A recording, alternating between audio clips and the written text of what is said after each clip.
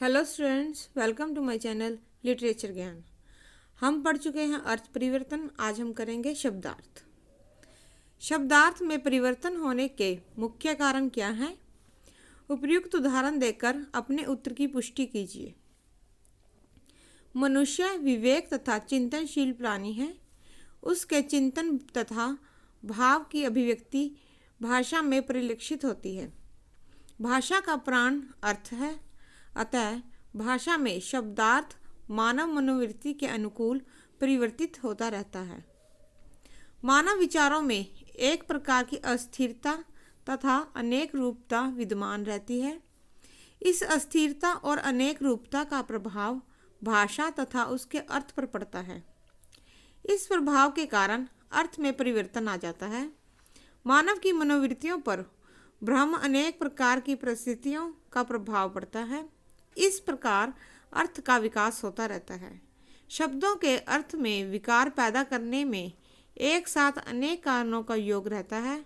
अतः शब्दार्थ परिवर्तन अनेक कारणों से होता है, जो अगर लिखित हैं।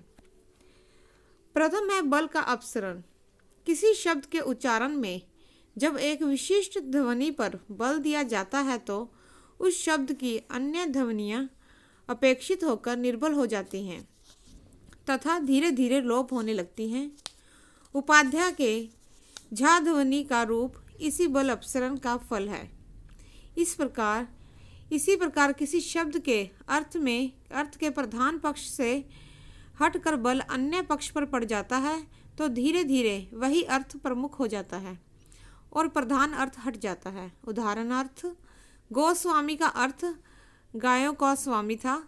गायों के स्वामित्व तथा सेवा की भावना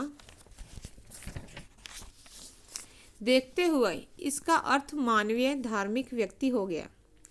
अरबी शब्द गुलाम तथा अंग्रेजी का नेव का अर्थ लड़का था, परंतु दास प्रथा पर बल अपसरण के कारण इसका अर्थ सेवक तथा शरारती हो गया। जिगुप्सा का अर्थ पालना से घृणा इसी कारण से हो गया। पीढ़ी परिवर्तन। मानव कभी भी पूर्ण तथा शुद्ध रूप में अनुकरण अर्थात नकल करने में असमर्थ रहा है। शब्द की ध्वनि या अर्थ में कुछ ना कुछ अंतर अवश्य पड़ जाता है। नई पीढ़ी के लोग पुरानी पीढ़ी के शब्दार्थों के अनुकरण करते समय अनेक त्रुटियां कर बैठते हैं।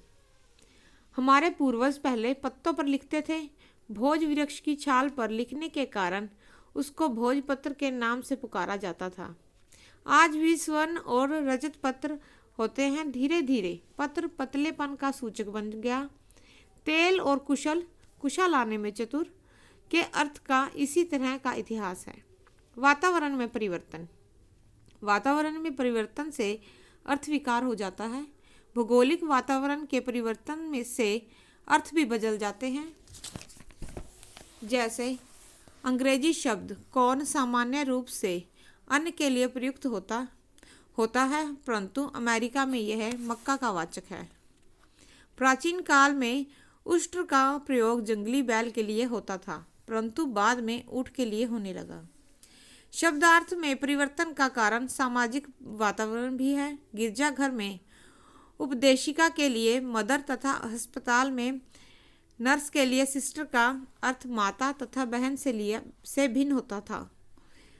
नम्रता प्रदर्शन के कारण शब्दों के अर्थों में एक विशेषता आ जाती है और उसमें परिवर्तन आ जाता है। किसी का घर पूछने में दौलत खाना शब्द का तथा अपने घर के लिए गरीब खाना शब्द का व्यवहार करते हैं। बड़े व्यक्ति को आपके स्थान पर जहाँपना, अन्नदाता आदि का प्रयोग होता है।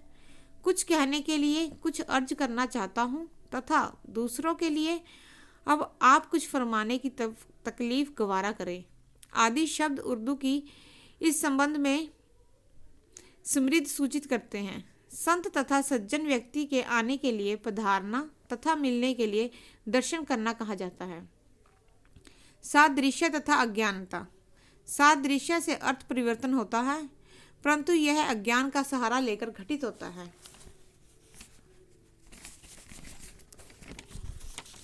इन परिवर्तन का बाहुल्य अज्ञानता के अंक में ही होता है।